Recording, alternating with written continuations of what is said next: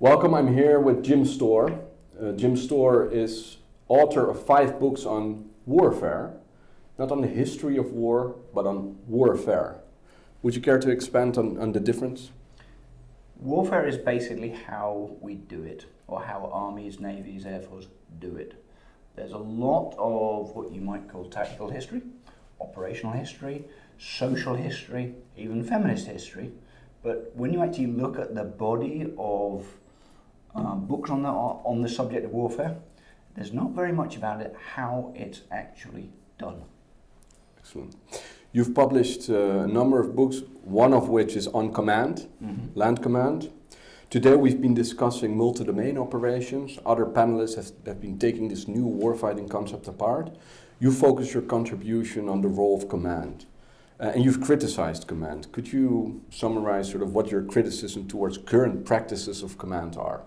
My background, I'm not a historian, I'm actually an engineer. And in engineering, we're told first of all to look at the empirical evidence. Mm-hmm. And when I was collecting evidence to do with command, time after time after time, senior commanders and senior staff officers were telling me, or agreeing with a contention, that there was something wrong. Well, that's empirical evidence. So we then say, okay, let's get beneath that. What are the behaviors? What are the issues? How can we explain that happening? Right, and what are the issues? I think one of them is that in the absence of a major war for a long time, that things have just generally got slower, taken longer, a perception of the need for thoroughness in the preparation and the actual physical product of orders, a perception that, for example, the size of a headquarters no longer matters, and these kind of things which I think to our grandfathers or our great-grandfathers in one of 2 world wars, they would have said, don't be silly. But there's nobody saying that now. So you get very outsized headquarters with people from all over the place to gain headquarter experience, I imagine? There are a number of social issues, and one of them which we can't criticize in itself, but I think it's important, was with, if you remember, looking back to NATO and the Partnership for Peace. I well remember at the time, because it was part of my job at the time to study these things, that we had the Poles, the Czechs, the Hungarians, and they were always added in addition to. Yeah. So that immediately gives you a few more officers in every headquarters. And you add those kind of, that's just one example, but you add those kind of social and organizational drivers, and you start to end up with things which are bigger and bigger and bigger. Perhaps good for integration, but not good for practices of command. Superficially, yes. But I would suggest that if we say, let's stop and let's backtrack on that, can we integrate better? Yeah, then I think we probably can. Right. And in terms of orders, you also make an argument that they've become exceedingly long and detailed. I think there's some really good historical examples. Think of the Normandy landings. And for example, I've looked through the archive of the 1st Canadian Army, which wasn't landed on D-Day, but it was part of a build-up and it subsequently took over. So it was involved in all of the planning. And you put that together with the initiating directive. The initiating directive is effectively 2 sides of paper, and I think it's something like 6 annexes, but it's incredibly simple. It basically says that the purpose of the operation is to, and that's 1 sentence, and it then tells the air, sea, land component commanders what to do. And it's incredibly simple and clear. Now, after that, you needed a massive amount of planning.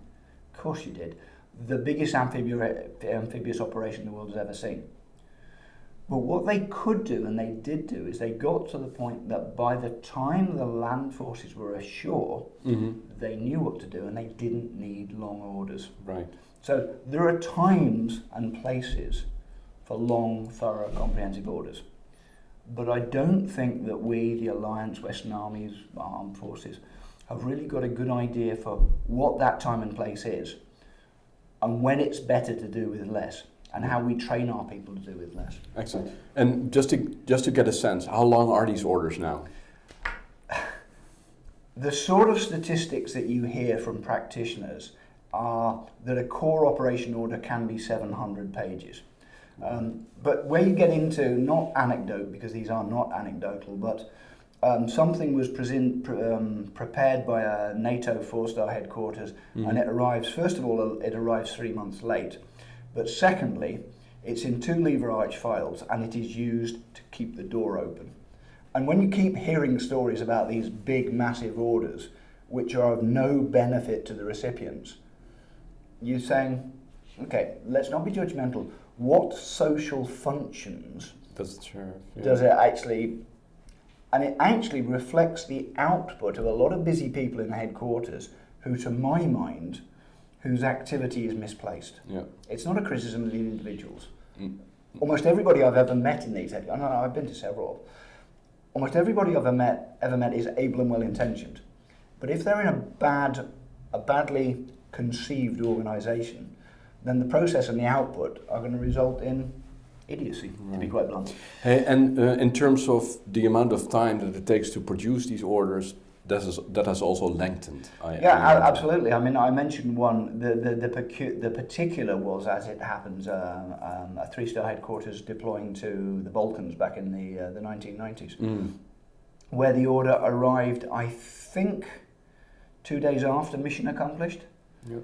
And that was the mounting directive.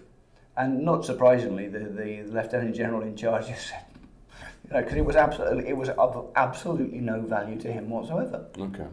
Now let's talk about what that means in the context of multi-domain operations. Can multi-domain operations help change that practice?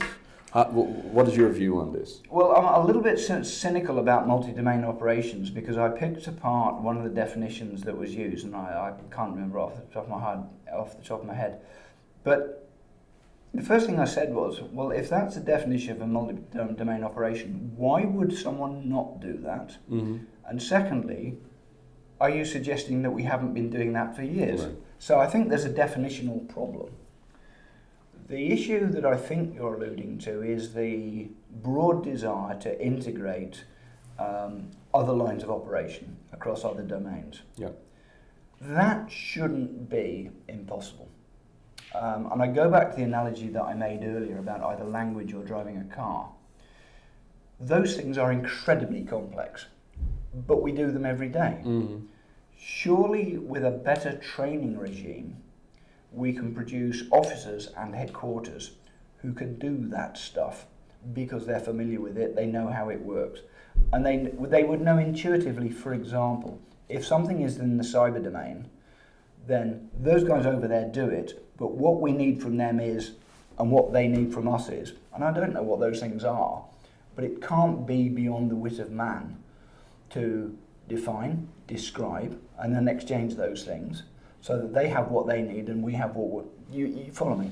It can't be impossible. So greater complexity in the environment, the accumulation of additional domains, doesn't necessarily require larger headquarters. I don't think it does, and that may sound counterintuitive, but the issue is, what does complexity actually mean?